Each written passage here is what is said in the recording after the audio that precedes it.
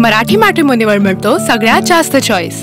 मराठी मॅट्रिमोनीने लाखो स्थळं जुळवली आहेत। यापेक्षा चांगली गोष्ट काय असू शकते? मराठी माणसांची नंबर 1 चॉईस मराठी मॅट्रिमोनी।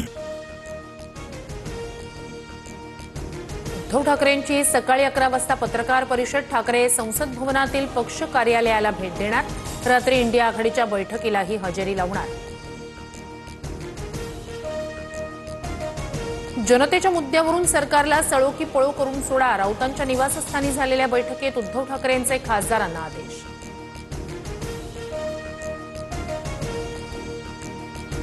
दिल्लीत पंतप्रधान मोदींसोबत उपमुख्यमंत्री शिंदेंची सहकुटुंब भेट। शिंदेंची पंतप्रधान मोदींसोबत अर्धा तास स्वतंत्र चर्चा। मोदी आणि शिंदेंमध्ये राजकीय चर्चा झाल्याची माहिती, सूत्रांची माहिती। महायुतीतील वाद, अमित शहांच्या दरबारी। वादग्रस्त मंत्र्यांबाबत शिंदे आणि शहांमध्ये 25 मिनिटं बंद दाराआड चर्चा। महायुतीची प्रतिमा मलिन करण्याचा प्रयत्न, शिंदेंची भावना।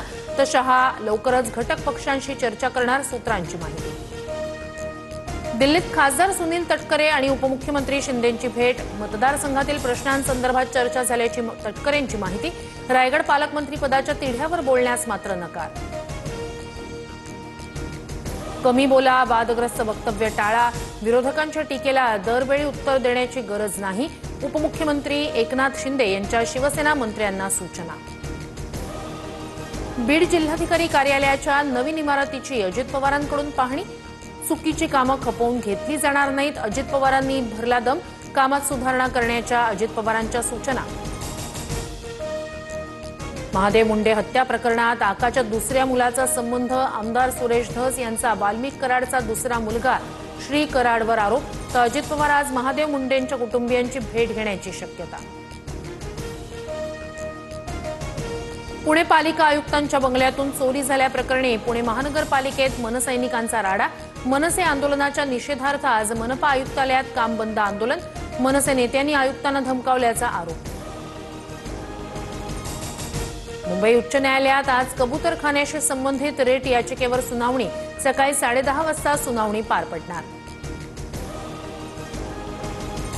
माधुरी हत्येणी संदर्भातील न्यायालयीन लढ्यासाठी मठ, राज्य सरकार आणि वकिलांची आज मुंबईत बैठक। पुनर्विचार याचिका दाखल करण्यासंदर्भात बैठकीचं आयोजन। गोवा इथे राष्ट्रीय ओबीसी महासंघाचं राष्ट्रीय अधिवेशन। मुख्यमंत्री देवेंद्र फडणवीस अधिवेशनाला संबोधित करणार। महाराष्ट्रातील ओबीसी नेते अधिवेशनाला उपस्थित राहणार। डोनाल्ड ट्रम्प यांनी भारतावर एकूण 50% टॅरिफ लावला। भारतावर 25% अतिरिक्त टॅरिफ लावण्याच्या अध्यादेशावर ट्रम्प यांची स्वाक्षरी। रशियाकडून तेल खरेदीला ट्रम्प यांचा आक्षेप। अमेरिकेनं लादलेला टॅरिफ चुकीचा। 140 कोटी भारतीयांच्या गरजांसाठी रशियाकडून तेलाची आयात। भारताचं हित जोपासण्यासाठी पावलं उचलणार, सरकारचं उत्तर।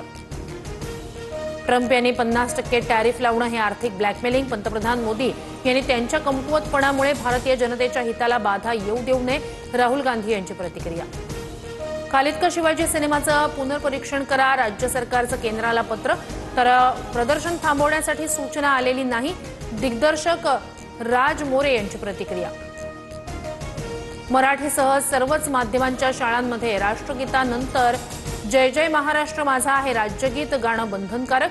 निर्णयाची अंमलबजावणी न करणाऱ्या शाळांवर कारवाईचा शिक्षण मंत्र्यांचा इशारा।